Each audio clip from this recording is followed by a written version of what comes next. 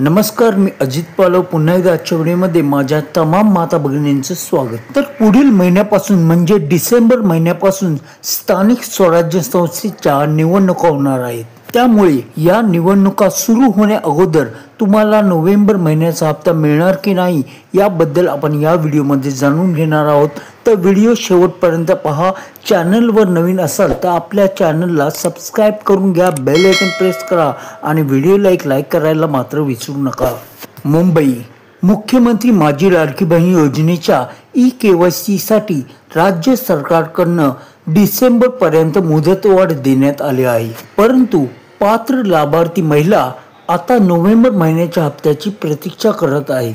महाराष्ट्रातील स्थानिक स्वराज्य संस्थेच्या निवडणुका आणि आचारसंहिता लागू झाल्यामुळे या महिन्यात हप्ता मिळणार का असा प्रश्न अनेक महिलांच्या मनामध्ये आहे।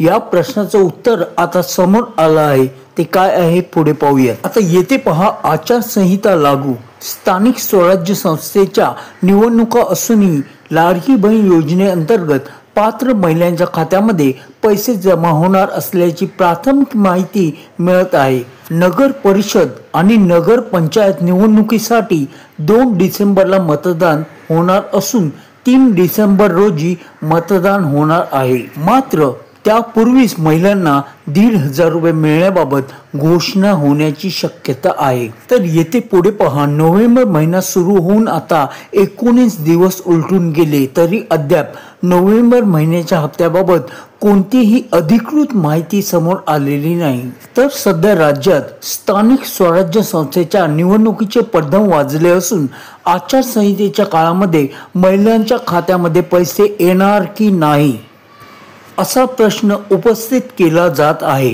परंतु लवकरच हे पैसे जमा केले जाणार असल्याची चर्चा आहे। त्यानुसार निवडणुकीच्या आधीच लाडक्या बहिणींना पैसे मिळण्याची चिन्हे आहेत। त्याचबरोबरीने नोव्हेंबर महिन्याच्या शेवटच्या आठवड्यात म्हणजे या महिन्याच्या शेवटच्या आठवड्यात महिलांना पैसे देण्याची शक्यता वर्तवली जात आहे। पण एक गोष्ट येथे लक्षात घ्या, 31 डिसेंबरच्या आधी तुम्हाला तुमची केवायसी पूर्ण करायची आहे, अन्यथा तुम्हाला हप्ते यापुढे मिळणार नाही। त्याबद्दल त्यांनी काय म्हटलंय पहा, ई-केवायसी करताना वेबसाईटवर येणाऱ्या तांत्रिक अडचणी दूर करण्यासाठी काही महत्त्वाचे बदल करण्यात आले आहेत आणि यामुळे महिलांना आता कोणत्याही अडचणीशिवाय ई-केवायसी करता येऊ शकेल। आता ज्यांचे पती किंवा वडील नसतील त्यांनी ई-केवायसी कशी करायची याबद्दल मी व्हिडिओ बनवला आहे, त्याची लिंक मी डिस्क्रिप्शन मध्ये देतोय, तिथून तुम्ही तो व्हिडिओ पाहू शकता। तर पुन्हा भेटू एका नवीन अपडेटसह, तोवर तुमची रजा घेतो।